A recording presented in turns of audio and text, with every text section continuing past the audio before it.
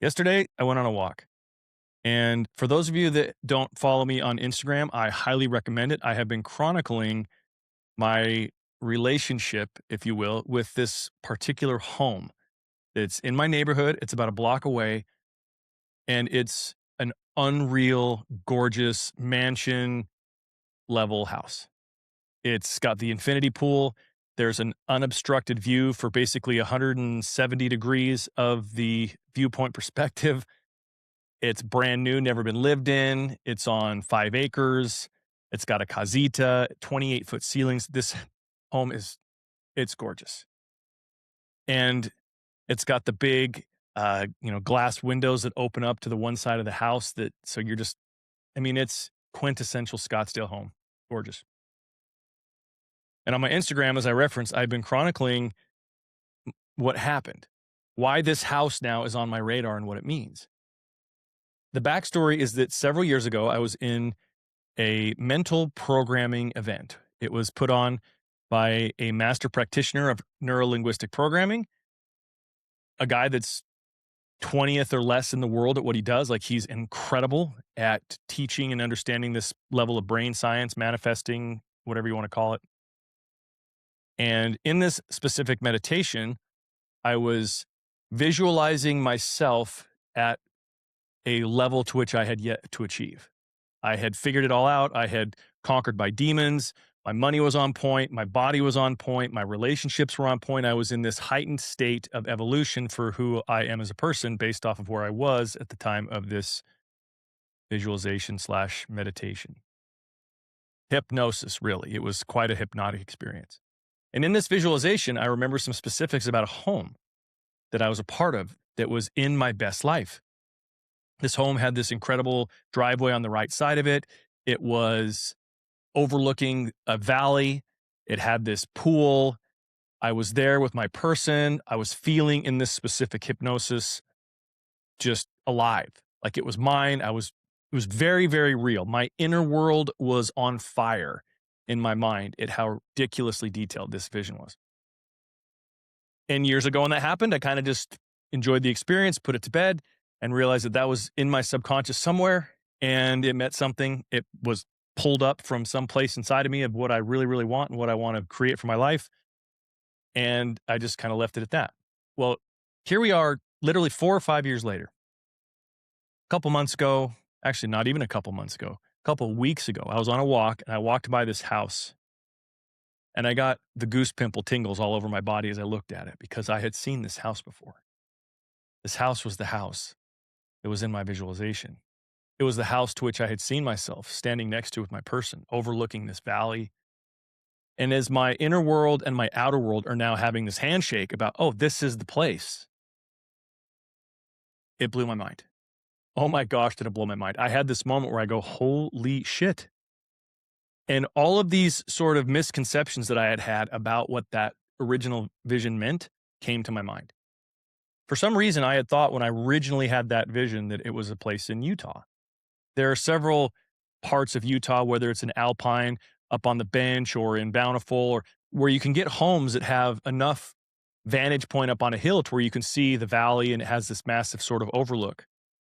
When I moved to Scottsdale several years ago, it didn't even pop up in my mind the possibility that that home that I had envisioned would be here, namely because my life wasn't in a place where I felt like I was dreaming. I was dealing with, of course, marriage issues, as I've shared about here. I was dealing with, the rebuild of a company, the transition of a Utah-based company to an Arizona-based company, and stuff with my health, stuff with my family. My father died. There was just so much that was taking me away from this life of dreaming and visualizing. And so I just kind of forgot about it. And, the separation happened. I moved into this new place. I'm walking around this neighborhood and I see this house, and all of a sudden it just excited inside of me all of these wonderful feelings. The short version is I was able to tour the home. It's a listed property here. I was able to tour the home twice. I went up the first time. It was during the day. I took some videos, some pictures. I walked around. I asked the realtor questions. I was there with a friend and his girlfriend. And it just was this thing where I was soaking in all of the sensory experiences of this home, the visual, the auditory, the kinesthetic, the olfactory, the gustatory moments that I could have as data inside my mind as I continued to do the work to want to actually experience this house in my real life. Several days later, we were able to tour it again, but this time at dusk and at night with all the fancy lights on and overlooking the valley and the sky going from orange to purple to black. And it was something really, really special. I started to realize how powerful the idea of manifesting is on a couple different levels. It became something at that moment where I decided, like further, based off of the original vision that I'd had, as well as my experience in that moment, that I will at some point live in that home. I will own that home. It's just something that feels right at the core of who I am. Can't deny it. It's mine. Now, the reason why I give all that backstory and I start with this is because there are two things to which I want to really address. It's really, really important to understand the process of creating your best life, the process of manifesting the law of attraction, whatever label you want to put on it based off of where you're at in your own development of that, whatever life you're living now in comparison to the one you actually wish you had, whatever that means. Bigger house, better relationships, more money, better body, connection to spirit, whatever the specific metric that you want increased. That's what I'm talking about. I'm talking about being really open and honest with yourself about where you're at right now and then conceptualizing where you want to be. The process of doing that, whatever you label it, manifesting, creating your best life, the law of attraction, whatever. That's what I want to talk about because there's an actual process when you start to do this work that is very, very predictable. And as you understand this process and you lean into it more, what happens is every moment of discomfort becomes an invitation for you to recognize where you are being invited to improve yourself, your life, your capacity, and your resources to actually experience the life that you want. All that with the house, notwithstanding, really, really great experience. I will have it one day. Great. Let's put a pin in this part of the conversation because I want to take you to another part. Yesterday as well, I was just by myself. It was a Sunday. And I decided there's this really cool spot here in Scottsdale. It's called Trevor's.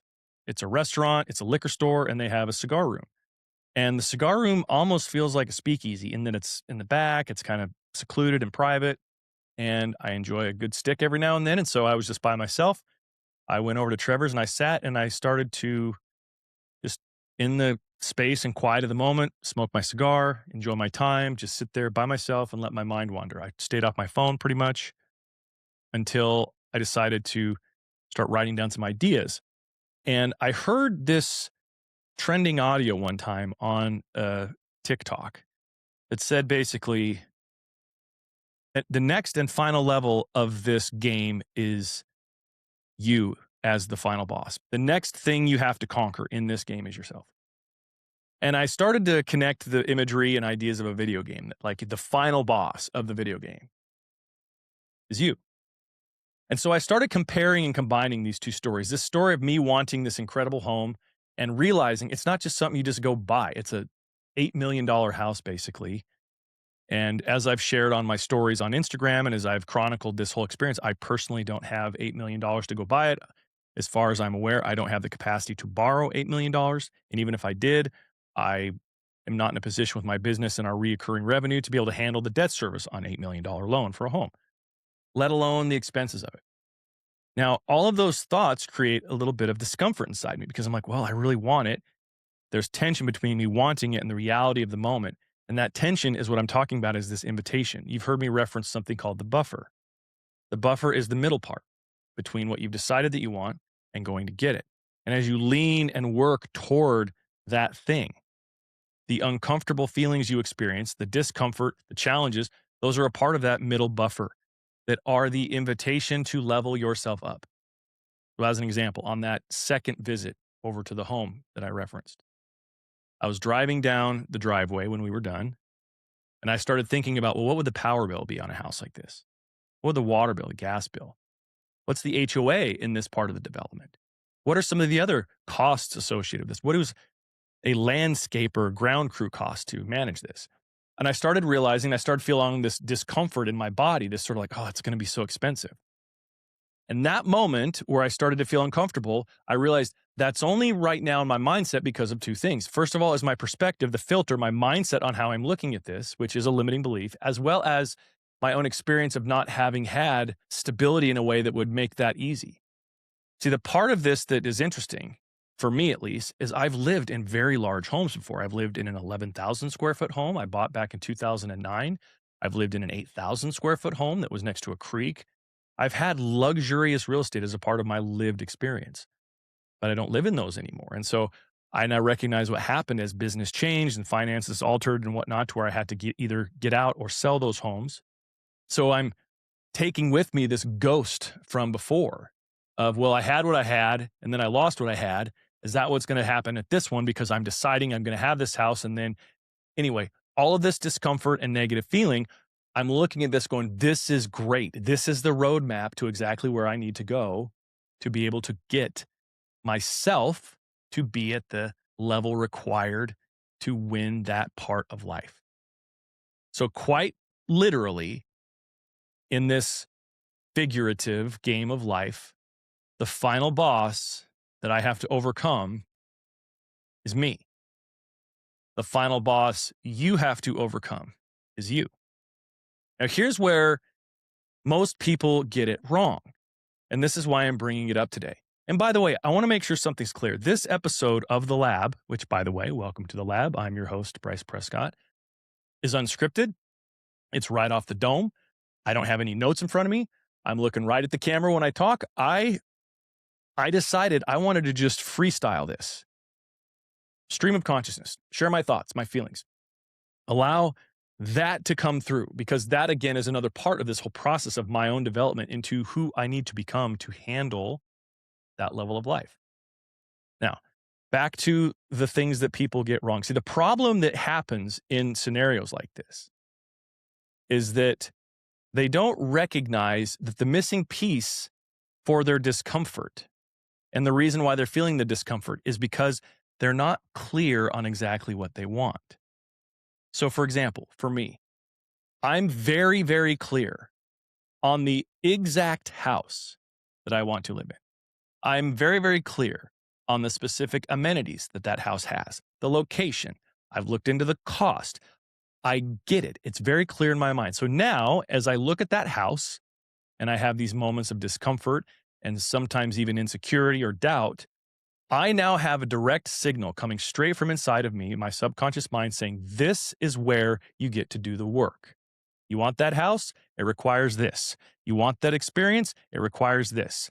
And the this, quote unquote, I'm referring to is that discomfort, the feeling of worry. Okay, well, if I'm worrying about money, that means that there's certain parts of me that haven't developed both a secure mindset about money, a growth mindset about money, or done the work in my business to have the evidence that the money is there consistently to be able to afford it. If I'm having a discomfort about anything related to any goal like that, it's a direct line basically back to yourself so that you can learn, well, if I'm going to pull that off, this is what I need to understand. This is what I need to do. This is who I need to network with. These are the skills I need to learn. It's a very, very simple map when you start to pay attention to your emotions. When you realize your emotions are nothing but a signal. They are a diagnosis. They're saying, hey, look here, look right here. What most people get wrong in the problem in that as they don't see or recognize how big of a part of that whole equation the knowing what you want is. If you're going through life and just willy-nilly saying you want certain things in your life, or I would love to have more money, or I would love to have a better body, or I'd love my relationship to be better, you're not getting detailed. You're not going from macro to micro to understand the specifics of what it means. So your mind, your soul, it really doesn't have a lot to go on because it doesn't have details. You want more money? Great. How much more money? Why do you want more money? What are you going to use that money on? How are you going to manage it? What type of spender are you going to be? How are you going to bless the lives of others? When you haven't gone into the specific details of what and why, the how cannot present itself to you. It's very, very simple. My encouragement, and the reason why I wanted to bring this up today and to bring in, of course, the concept of life as a video game and you being the final boss is that I encourage anyone who is listening or watching this show to ask yourself, what do I want? What do I want out of my life? And get very detailed. Do you like homes? Great. What type of homes? What do you want your forever house to be? Macro details, micro details. What do you want your relationship with your partner to be like? What do you want your relationship with your children or family to be like? When you get very, very detailed in your desires and understanding of what you want things to be, two things happen. First of all, now, your subconscious mind, which is one of the most powerful focus agents that exists, it will focus on things and bring things to your attention and awareness that you don't even know it's doing. It's the same reason why when you buy a new car, you start to see that car everywhere else. It's not that those cars are anywhere that they weren't. It's just now your mind is focusing on it because it has been given permission to because of your purchase. It is a focus agent. So when you go and get detailed about exactly what you want, your subconscious mind as a focus agent will start to illuminate to you ideas, opportunities, people, events, to which if you were to involve yourself in, it would put you in a position to either grow into that person that you need to earn the money that you would need to achieve it, to become more skillful in ways that you need to. There are several ways that this works, but it's all starts by knowing what you want. And knowing what you want starts by allowing yourself to ask, what do I want? I want you to consider that question right now. When was the last time you actually allowed yourself to think or feel about what you want? To get really detailed, well, what do I want out of my life? And to go macro to micro, to get into the fine details. I'm willing to bet it's been a minute. Or, and even worse, if you did, you played small. See, in my coaching business, one of the things that's very important when I work with either clients one-on-one or within my group coaching experience, the lab, is I walk people through this process of giving yourself permission to ask that question. And one of the very first exercises that I encourage and require of anybody that's going to work with me is to make two lists, each of 100 items. One is material items that you want in your life. You want that Rolex, you want that plane, you want that Ferrari, you want those box seats at the game, put it on that list. Allow yourself to go through the process of thinking, I want that toy, I want that material item. The other list is a list of 100 experiences. You want to give a massive gift to your child for graduation. You want to be on the 50-yard line at the Super Bowl. You want to fly private somewhere. You want to own a private jet and have the experience of negotiating that. Whatever the experience is, you write it on that list.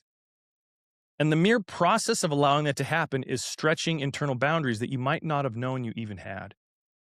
And those boundaries are interesting because without fail, every person that does this exercise and works with me gets a certain amount in, maybe it's 25, 30, 35, 40, and they can't go anymore.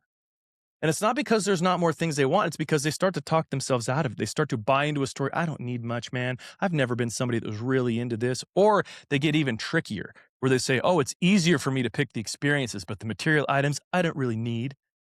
These are all stories. This is not an exercise of need. This is an exercise of want. And an individual's willingness to just ask themselves what they want and then to quantify that in a way that is earnest and honest, it's one of the most aligned things that you can do for yourself because it gets past all of the noise, all of the limiting beliefs, all of the nonsense that makes you say, I don't need this. There's so much that you bypass when you just allow yourself to dream. And that is what is the actual work when it comes to creating your best life.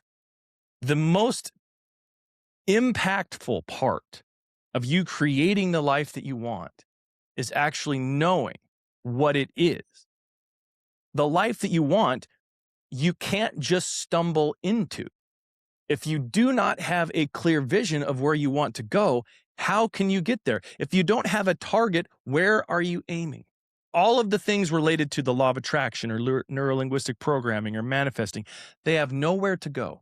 And so they go places that sometimes you like, sometimes you don't like, but are by far not exactly what you want. Now, can you have a great life by doing that? Yeah. Can you have a happy, fulfilled life? Sure. But you also could be missing out on being the true author of your life by deciding exactly what you want in all of those areas. And I'm going to tell you this, though. It's work to sit down and to start breaking apart the different domains of your life, your health and fitness, your relationship with money, your relationship with people, your spirituality. And you start to then quantify, well, what do I want out of this? What can we do? How would this show up? What would that life be like? It takes attention.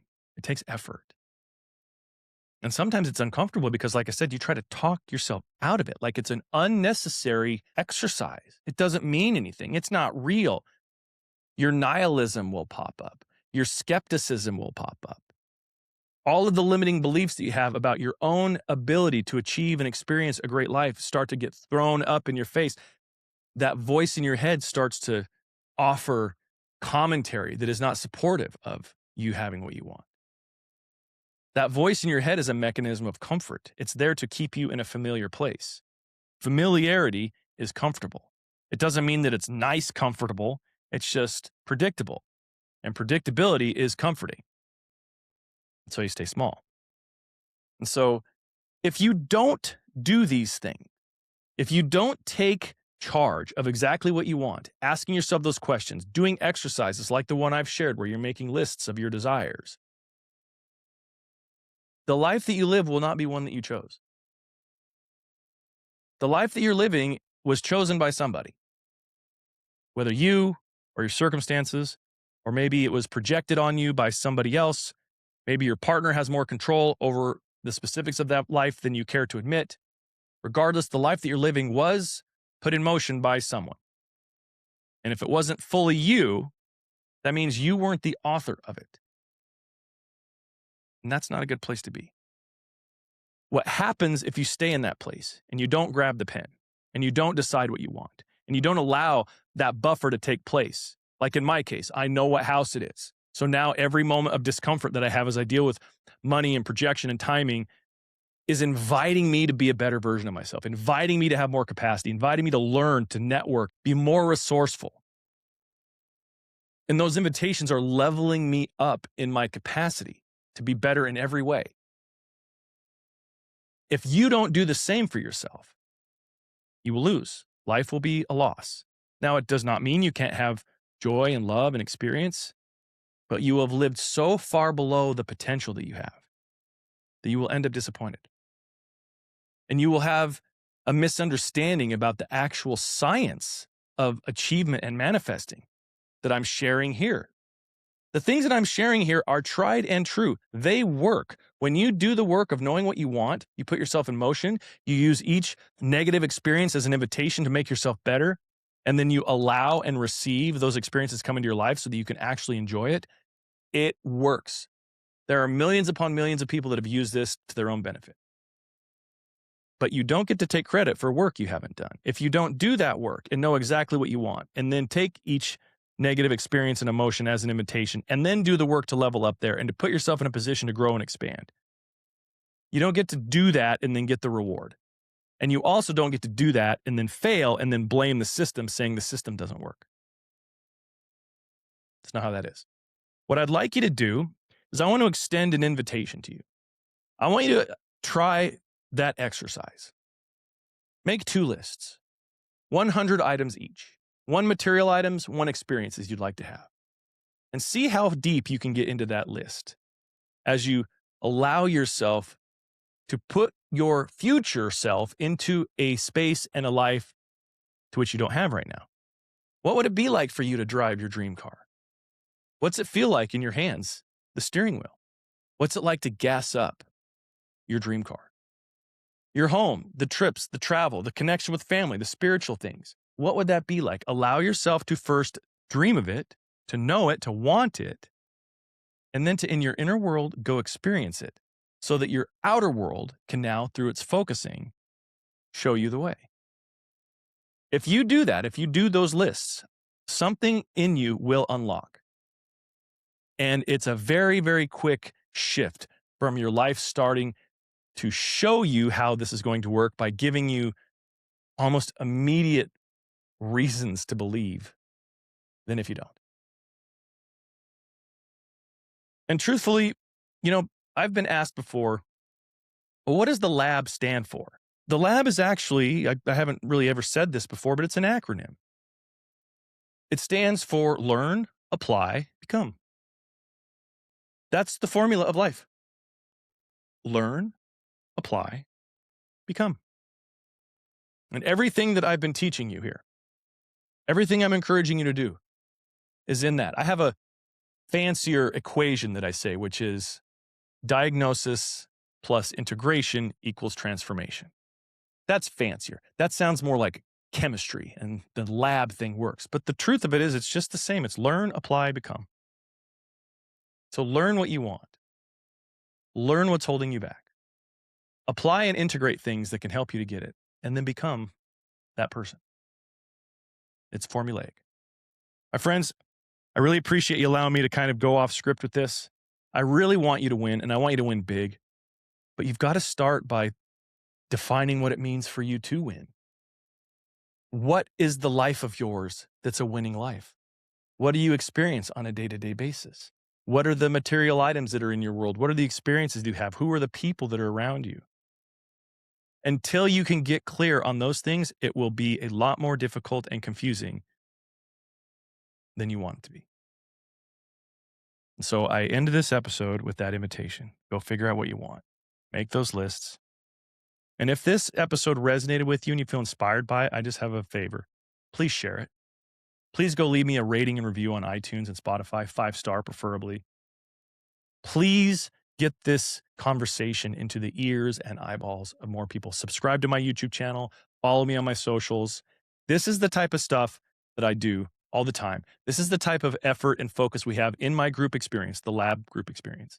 And of course, for all of my one-on-one clients, they just collapse time and they accelerate these achievements and realizations way, way quicker because we're able to get right to the heart of it.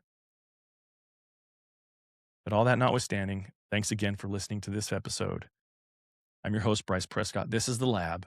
And like I always say, until next time, take it a day at a time. I'll see you.